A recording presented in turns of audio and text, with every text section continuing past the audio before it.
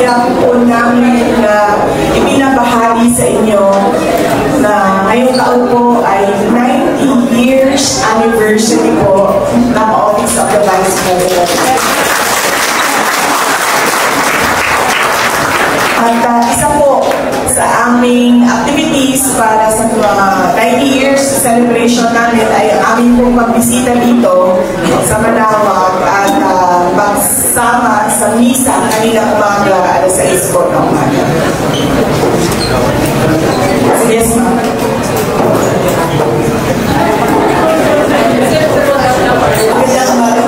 Ganda niyo po, in person. Sa Diyos ay yung pagsisimba ninyo tungkol sa your personal life at saka sa country po dahil sa nangyayari niyo. Yes, so dalawa lang po yung dasal ko kanina, ma'am. Personal po, para sa akin, wala. Humiling lang po ako na magandang kalusugan para kay dating Pangulong Rodrigo Duterte para malampasan niya yung kaso doon sa detention unit at sa ICC at dinasal ko din po na sana siya ay mabigyan ng interim release o kundi man total freedom mula sa kaso. At yung dasal ko po para sa bayan is a peaceful and prosperous Philippines and peace and comfort for every Filipino. Yun po yung dasal ko kanina umaga. Tungkol po sa nalalaman po natin na napakalaking nangyayari about sa control of corruption. Ano po yung masasabi niyo? Nakakalungkot po, ma'am, dahil ang corruption po ay problema na natin. Noong mayor pa po ako, una po ako naging mayor 2010. Panahon po yun ni dating Pangulong Aquino. At bumalik po ako na una po ako naging public official is 2007. Panahon po yun ni dating Pangulong Arroyo. Tapos naabutan ko po si dating Pangulong Aquino, President Duterte, ngayon po President Marcos.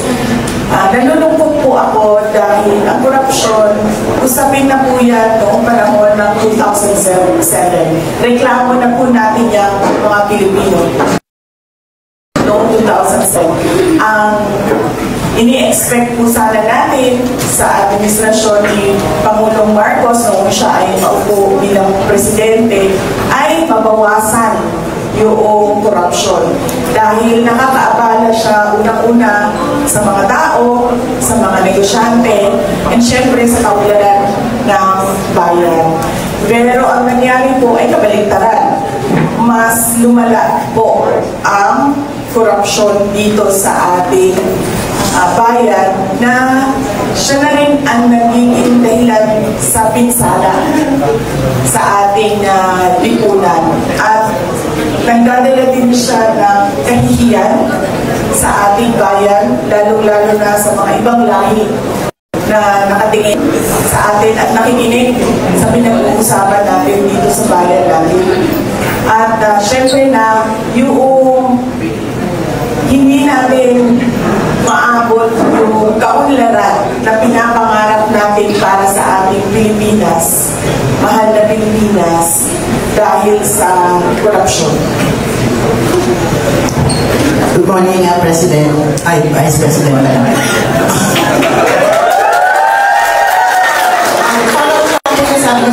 Yung interim release ni Atletico, kung saan po, ano po update? Nag-file po ng interim release yung defense team ni dating Pangulong Rodrigo Duterte. Nakahanap po sila ng isang bansa na tatanggap, third country na tatanggap kay Pangulong Duterte. Lahat po ng kinakailangan para suportahan yung kanilang petition for interim release ay sinabit na po nila at nag-deny po yung interim release. Ngayon, ang hakbang naman ng defense team ay nag-file po sila ng appeal Tapos, nagsubmit na po sila ng bago pang mga supporting documents na nagsasabi na wala po ay dating Pangulong Rodrigo Duterte yung mga risk factors sa pagbibigay ng interim release. Ang risk factors po, unang-una, flight risk, ibig sabihin magtatago. Pangalawa po ay magte-threaten o mag-intimidate ng mga witnesses. Hindi po galing ni dating Pangulong Rodrigo Duterte yun. Nakita na po natin na merong mga investigasyon noon dito sa ating bayan. Nag-investiga si Commission on Human Rights, si Leila de Lima, nag-investiga ang Senate, pinatawag nila si Trillanes at ang kanyang mga testigo. Wala pong nanakot, walang nangyaring masama sa kanila. So, makikita po natin na hindi ganyan yung behavior ni dating Pangulong Duterte. In fact, sinasabi na lagi, pabayaan ng mga tao na magtanong, pabayaan na magbukas ng investigasyon. At ngayon, nag-cooperate siya sa International Criminal Court. At yung pangatlo po na risk factor ay yung posibleng pagpapatuloy ng paggawa ng krimen. So, wala po sa kanya lahat yun. So, yun po yung inuulit ng defense team sa kanilang appeal at naglagay po sila ng iba pang mga supporting documents. Good morning, VP EY, Panigiri of DWIC. Reaction niyo po una, pilit na shift yung investigation dinadala sa flood control projects daw sa Davao. Plus, second, ano po ba yung mga sistema pinatupad at pinapatupad ng pamunaan ng mga Duterte at puro walang negative reaction from your constituents sa Davao with regards to flood control and infra projects dun sa inyo? Una-una po ma'am, hindi na kami nagugulat na pilit na ininidikit yung flood control corruption kay dating Pangulong Rodrigo Duterte at kay Senator Bongo. Kasi sinasabi ko nga noon pa na unang-una, yung nangyayari ngayon, hindi na po ito usapin ng 2025 budget. Dahil ang 2025 budget ay ninakaw na. Wala na yun. Ang usapin po ngayon ay yung 2026 budget, 2027 budget, at 2028 budget. At yung mangyayaring eleksyon sa 2028. So kung i-tanpit natin yun, yung ginagawa nilang pag-atake sa kay dating Pangulong Rodrigo Duterte at kay Senator Bongo, gusto lang din nun na matamaan yung ako. Dahil paniwala nila at siguro pakiramdam nila, isa ako sa mga kandidato na pagkapangulo sa 2028. Negative reaction po ng mga tiga Davao, wala silang negative reaction. Opo. Wala silang negative reaction dahil sa Davao po, transparent po yung pag-i-implement ng projects. Yung mayor po, nagsasabi siya na ito yung plano natin para sa isang taon.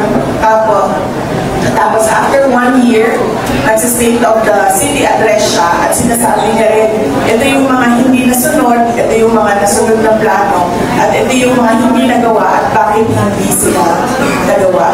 Nagagawa po namin na ipaliwanag sa mga tao kung ano po yung mga projects at ano po mga dahilan kung bakit sila na-i-implement at hindi sila na-i-implement.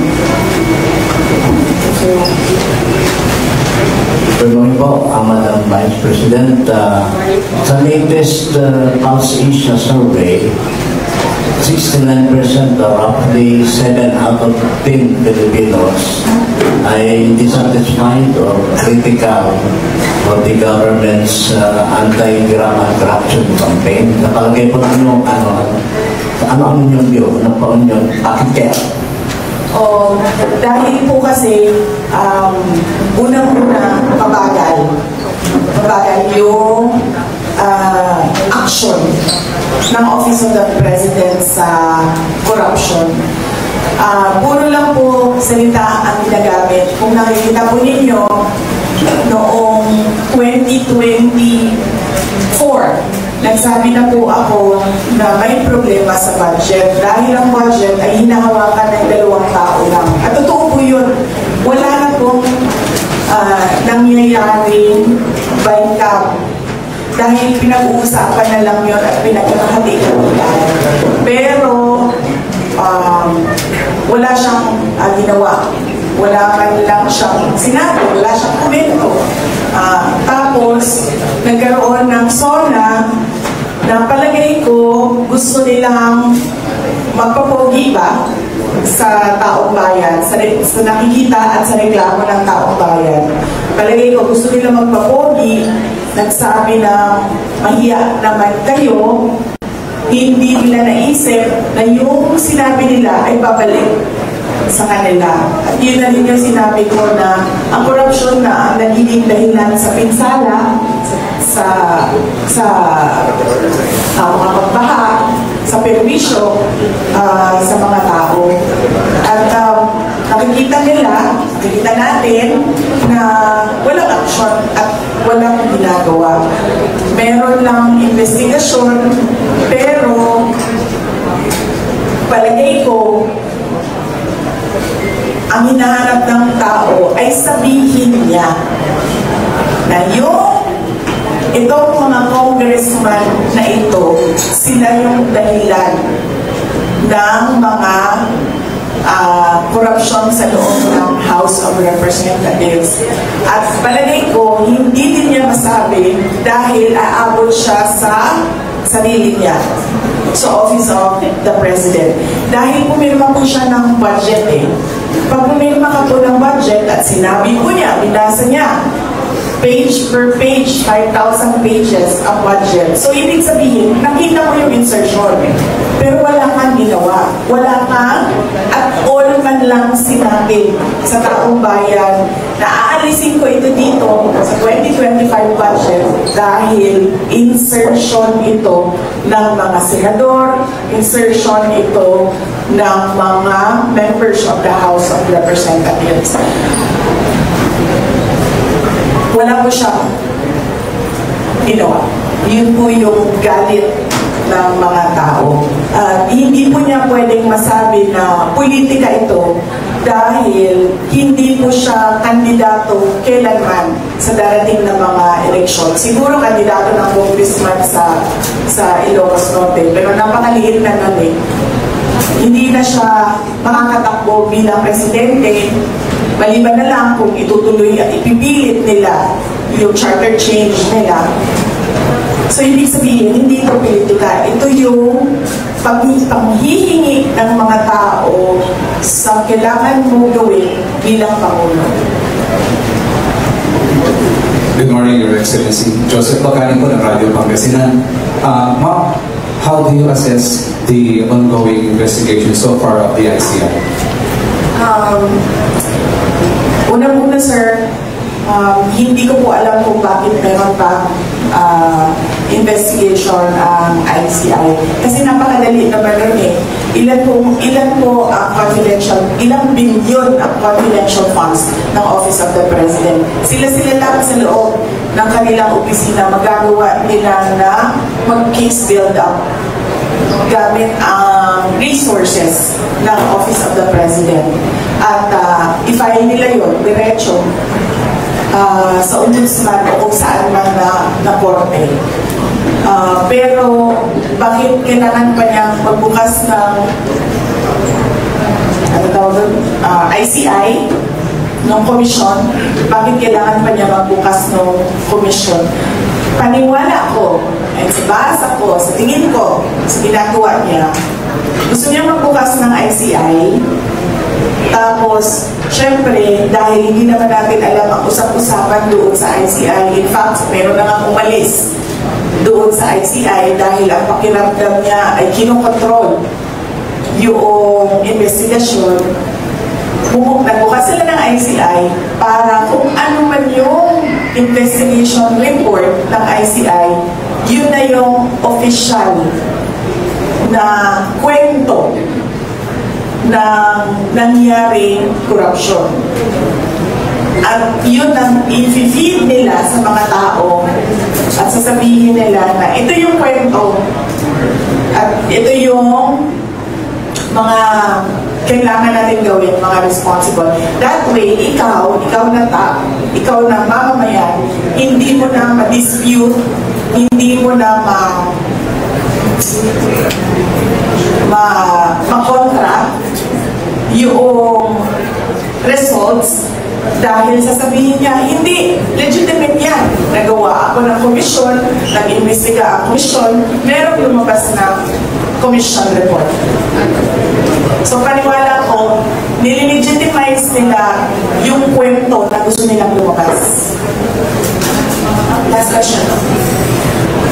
Good morning po, Mark. Sa talo po ng Energy FM Dagupan. Napakinggan ko din na kayo na ombudsman, magandang tayo may bago tayong ombudsman pinag-uusapan tungkol sa salin. Any comments? Opo, sa usaping salin naman po, hindi ko po alam kung bakit meron silang orders na ano ba yun, pwede nang kunin ang salin. Dati pa naman po pwede kunin ang salin eh. Matter of hihingi ka sa ombudsman, magsusulat ka, pahingi ng salin ng tao na yan. At bakit ko nasabi na dati pa yan? Dahil dati pa lumalabas ang salin ko sa PCIJ, sa Philippine Center for Investigative Journalism. At hindi lang sa kanila ha, sa iba pang mga media outfit, lumalabas yung salin ko. In fact, si Trillanes nga, may kopya nga ng salin ko. So, hindi ko alam kung ano yung show nila, kung bakit kailangan pa nilang sabihin, ngayon, pwede nang kunin ng salin. Tagal lang po pwede kunin yan. Pinag-aaralan ko po kung bakit gumawa pa sila ng ganitong kwento na pwede nang kunin ng salin. At sigurado ako meron na naman yung dahilan. May motibo. May motibo. That's it, ma'am, for the questions. Yay! Salamat na kain na tayo. Maraming salamat. Maganda po ako. At sa mga kasamahan ko sa Office of the Vice President, unang-una ay congratulations sa inyo dahil